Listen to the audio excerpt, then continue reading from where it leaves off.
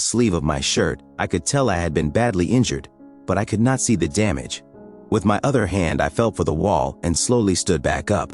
I froze completely as I heard a very fast, raspy breathing. My body was trembling with fear and pain. I could not make out a shape or figure. As I veered my head quickly back and forth, I was able to make out piercing red eyes with black pupils that emanated light.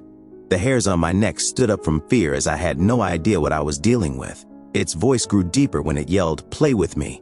With one hard motion, it threw me against the wall of the tunnel.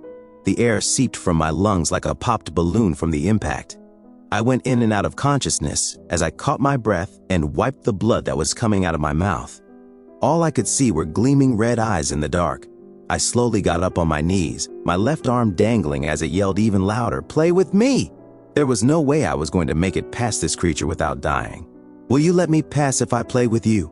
I could hear its hands clap as it yelled, "Yes, yes, yes. What do you want?" Its claws tore into my stomach. It said, "Let's play eat the human." The hand made its way out of my stomach while pulling out my intestines. I could not help but urinate from the shock and pain I was experiencing.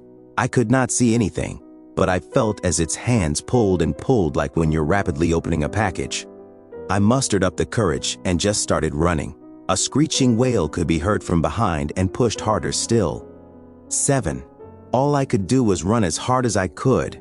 My body was beginning to feel cold. I wasn't even in pain anymore. I was running to stay alive and make it through this path. There was a glimmer of light I could begin to see in the distance. The closer I got, the heavier my steps became.